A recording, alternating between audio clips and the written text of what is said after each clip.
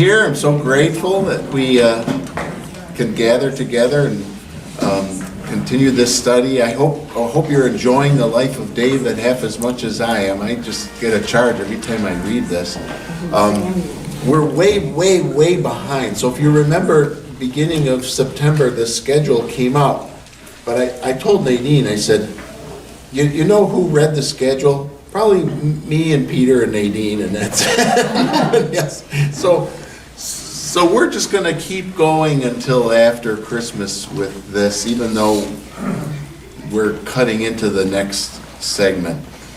Sometime after Christmas, whether we're done or not, we'll stop, and then we'll transition, and we're going to have a series of videos, which normally I like to teach my own classes. I don't use that much video, but I think these are worthwhile. And they're from David Barton. Does anyone know that name? I've heard. He's a Christian historian. He was a school principal, and he just started doing research on the history of our country. And a lot of historians just wave him off because he didn't go through all the proper steps, right? He didn't get his PhD and then get his thing published in this journal and all that. He's just a guy that studies history. But you could find plenty of people who say, oh, he doesn't know what he's talking about. But here's the thing. What he does is he studies primary sources. So, like you'll hear people say, well, George Washington is put forward as this great Christian, but George Washington hardly ever mentioned God or talked about God at all. And he'll say, that's because George Washington was so concerned about using God's name in vain, he never called him God, he called him Providence. And oh, by the way, of all the things George Washington wrote, here's how many times he mentioned Providence, like 13,000 times, right? He's talking about God all the time. So you start to see that, when you don't read what people say about history, but you read history itself and the primary sources. Yeah, they don't teach any history anymore. They don't even teach history anymore, yeah. It's just really intriguing, fascinating. So he's got little half-hour videos looking at the founding of our country and the role that God and the Bible played in the country that we live in, which is miraculous and a one-of-a-kind thing. I don't think there's been any country like this in the history of the world when you start to see it. And so I think that'll be a lot of fun. We'll enjoy that. And then after that, we have a very, very sweet lady donated the money to buy Luther's large catechisms with explanations and study guides. So we got enough for everybody to take one, and so we'll do a study out of the large catechism for a while after that. That should take us into next summer, I think. So does it sound good to everybody? Summer? Summer sounds good. Summer sounds good. No doubt. Okay, let's open up to 1 Samuel chapter 26. Now, just kind of recapping a little bit of what we did last week and the week before that a little bit. These are certain themes that I want you to notice as we're looking through at the life of David. One is how God chose David to be the king. And so you see that mentioned in multiple places. Like remember when Jonathan was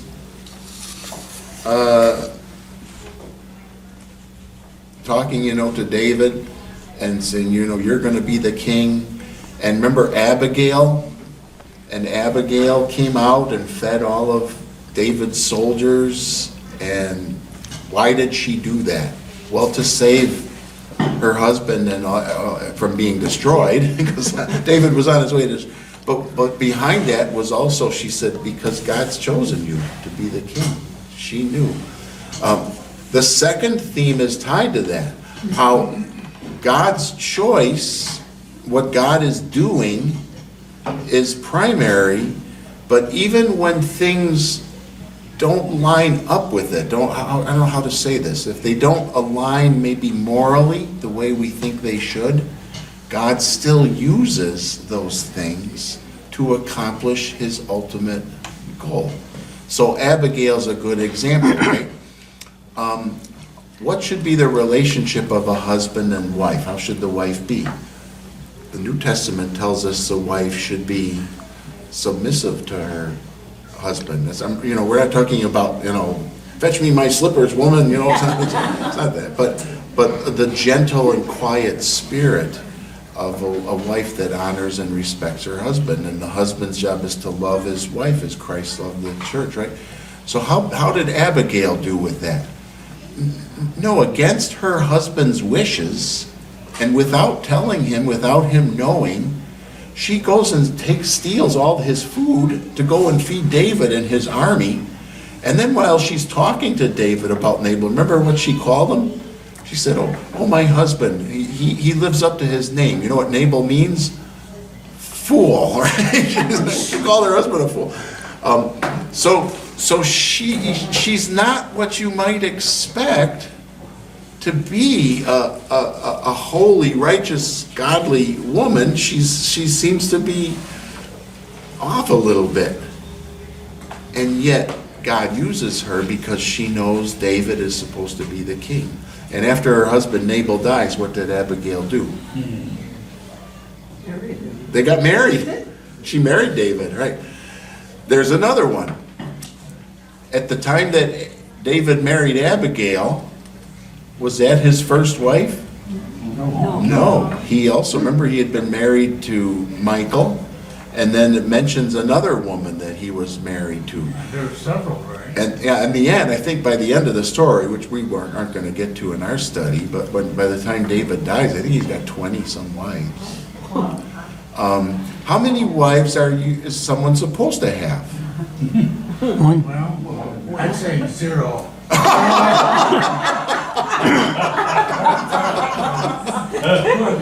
That was good. Sorry. Maybe I should rephrase it. What is the most number of wives a man is supposed to have?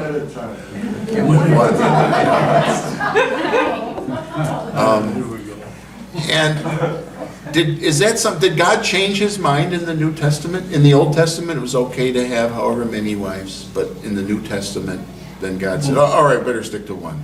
Is that how it was? No, how is it? He didn't change his mind. How many are you supposed to have? It goes right back to when God created marriage.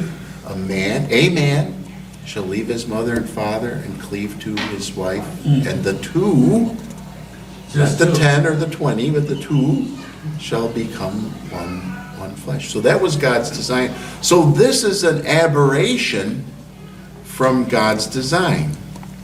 And yet God uses it, doesn't he? That God somehow still uses this to bring about his plans and his purposes. So we David's life himself, by the time we get to the end, we're going to discover David was a man after God's own heart, meaning his heart was close to the Lord. You look at the Psalms that David wrote, you say, this is a guy who was close to God. He was really tight with God, right? But over the course of his life, what did he do? Well, there's Bathsheba, that's a big one, right? There's the census, right?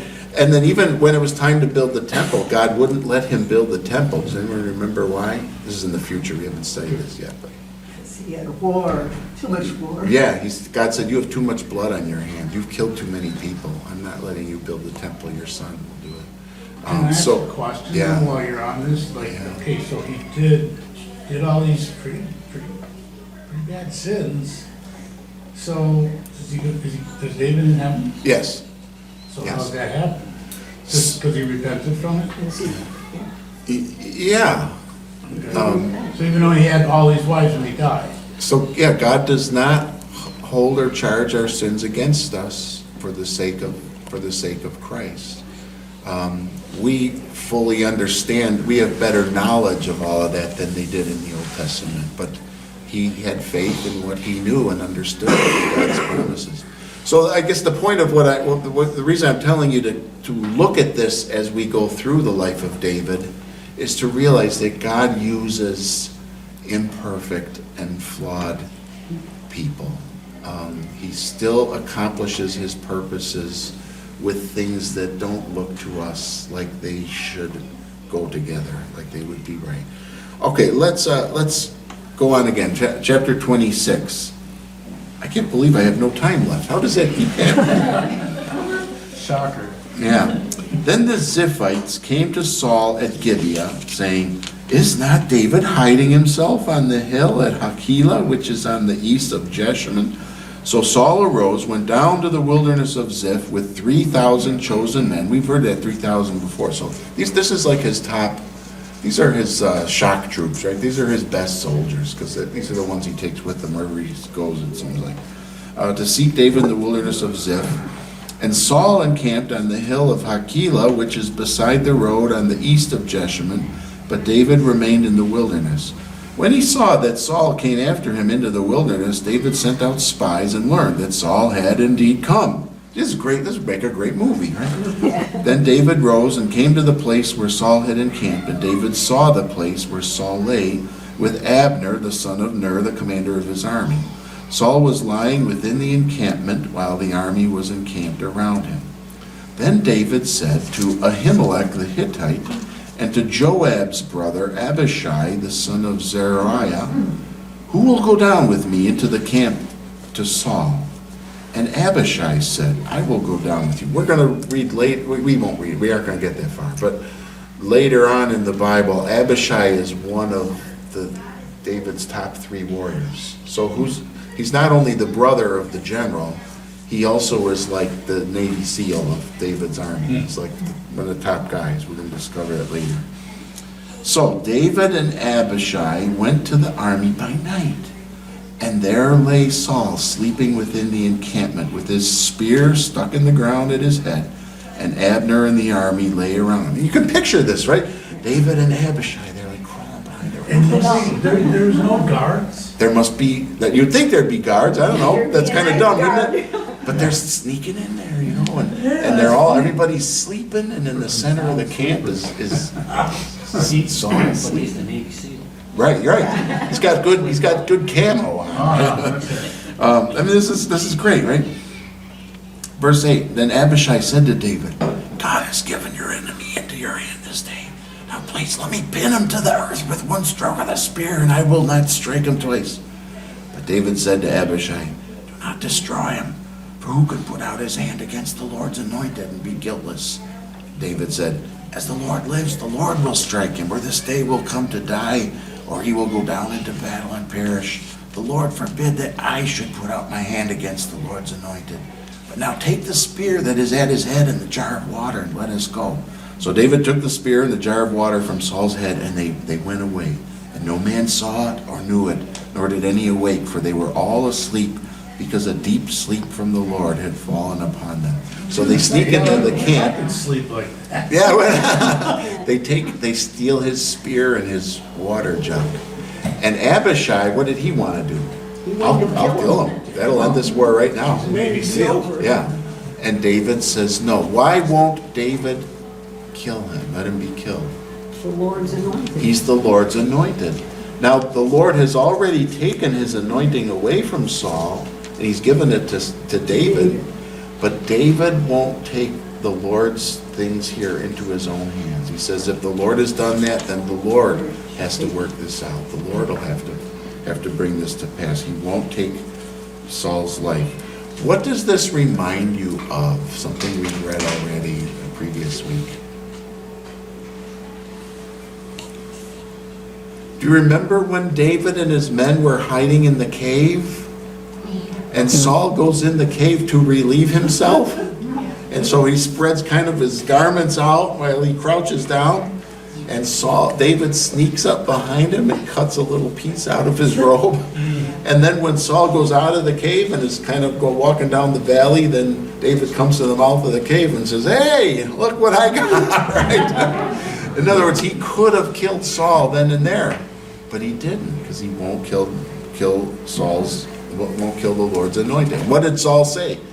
Oh, everything's good between us, my son, this, I shouldn't be after you. But what happened? Same thing. We're going to see that here too. Verse 13, then David went over to the other side and stood far off on the top of the hill with a great space between them. And David called to the army and said to Abner, the son of Ner, saying, will you not answer, Abner? Then Abner answered, who are you who calls to the king? And David said to Abner, are you not a man who is like you in Israel? Why then have you not kept watch over your lord the king? For one of the people came in to destroy the Lord your king. This thing that you have done is not good. As the Lord lives, you deserve to die, because you have not kept watch over your Lord, the Lord's anointed. And now see where the king's spear is in the jar of water that was at his head. Saul recognized David's voice and said, is this your voice, my son David? And David said, it is my voice, my lord, O king. And he said, why does my lord pursue after his servant? For what have I done? What evil is on my hands? Now therefore let my lord the king hear the words of his servant. If it is the Lord who has stirred you up against me, may he accept an offering. But if it is men, may they be cursed before the Lord, for they have driven me out this day, that I should have no share in the heritage of the Lord, saying, go serve other gods. Now therefore let not my blood fall to the earth away from the presence of the Lord, for the king of Israel has come out to seek a single flea, like one who hunts a partridge in the mountains. Then Saul said, I have sinned. Return, my son David, for I will no more do you harm, because my life was precious in your eyes this day. Behold, I've acted foolishly and have made a great mistake. And David answered and said, here is the spear, O king. Let one of the young men come over and take it. The Lord rewards every man for his righteousness and his faithfulness, for the Lord gave you into my hand today, and I would not put out my hand against the Lord's anointed. Behold, as your life was precious this day in my sight, so may my life be precious in the sight of the Lord, and may he deliver me out of all tribulation. Then Saul said to David, blessed be you, my son David. You will do many things and will succeed in them. So David went his way, and Saul returned to his place. So David, when he gets far enough away, then he holds up the spear, right? And he's calling out. And he's calling to Abner, by the way, who's the general of the army. And he's saying, what, you failed. What kind of a guard are you that you didn't guard Saul? And then later on, when he's talking to Saul, right, he says, did the Lord put it in your mind to come after me? Or did men put it in? What's he doing when he's making these taunts? Testing him? He's sowing doubt in the minds of Saul's top men, right? So there's civil war going on. Some people support Saul, some people support David. These are like the 3,000 top guys that support Saul and his general. And now David's like, hey, you aren't such a great general, look what I did. And he's telling Saul, hey, are they putting this in your mind to come after me? Or did God do it? So they're going to start wavering, right? They're questioning whether they're on the right side. Very fascinating how this all comes about. Okay, chapter 27. Do we have time for that? 4 minutes. I thought we'd get to the end of 1 Samuel. We're not doing so well. Let's try to at least do this chapter. Let me follow along with me as I read it, would you? Then David said in his heart, now I shall perish one day by the hand of Saul. There's nothing better for me than that I should escape to the land of the Philistines. Then Saul will despair of seeking me any longer within the borders of Israel, and I shall escape out of his hand. So David arose and went over, he and the 600 men who were with him, to Achish, the son of Maoch, the king of Gath. And David lived with Achish at Gath, and he and his men, every man with his household, and David with his 2 wives, Ahinoam of Jezreel and Abigail of Carmel, Nabal's widow. And when it was told Saul that David had fled to Gath, he no longer sought him. Then David said to Achish, if I have found favor in your eyes, let a place be given me in one of the country towns, that I may dwell there. For why should your servant dwell in the royal city with you? So that day Achish gave him Ziklag. Therefore Ziklag has belonged to the kings of Judah to this day. And the number of days that David lived in the country of the Philistines was 1 year and 4 months. Now David and his men went up and made raids against the Geshurites, the Girzites, and the Amalekites, for these were the inhabitants of the land from of old, as far as Shur to the land of Egypt. And David would strike the land and would leave neither man nor woman alive, but would take away the sheep, the oxen, the donkeys, the camels, the garments, and come back to Achish. Then Achish asked, where have you made a raid today? And David would say, oh, against the Negev of Judah, or against the Negev of the Jerahmeelites, or against the Negev of the Kenites. And David would leave neither man nor woman alive to bring news to Gath, thinking, lest they should tell about us and say, so David has done. Such was his custom all the while he lived in the country of the Philistines. And Achish trusted David, thinking, he has made himself an utter stench to his people Israel, therefore he shall always be my servant. All right, so David decides that maybe the best way to get away from Saul is to go back to the Philistines. This we read about before too, right? He did this once before. Remember, he went to the same place, to Achish. And because the Philistines knew he had killed Goliath, where Goliath was from from Gath, right? Yeah. So his family's there, all his friends are there. And they know, this guy killed Goliath. He's killed a lot of Philistines. And so David knew his life was in danger, so what did he do the first time? He pretended pretended like he was crazy. He let like his spit like roll down his beard, and he'd go down and dig in the dirt and acted like he was nuts until he could get out of there. Well, now he goes back the second time, and it's obvious that he's not crazy. He's got 600 fighting men with him and all their families. And so Achish, the king of Gath, he deceives Achish into accepting him. And Achish lets him stay there and even gives him a little, here's Gath. I don't know where Ziklag is, but it's got to be close there. So somewhere nearby would be this town of Ziklag. And he gives it to him, and that's where David and all of his men live. And then what do? When they go out raiding, they find a town. And remember that Israel was, it was not as homogeneous as we think countries are. So there's still towns and cities that belong to different people groups. So he's going to towns that belong to other peoples, for example, the Amalekites, and he fights them, and then he kills every man, woman, and child. That way nobody is alive to say, oh, David did this.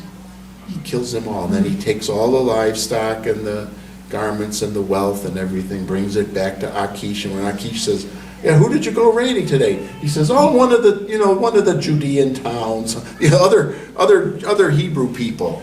So Achish thinks he's on his side. He's helping in the battle of the Philistines against the Hebrews. David, in his mind, is not hurting the Hebrews, but he's taking refuge here with the Philistines.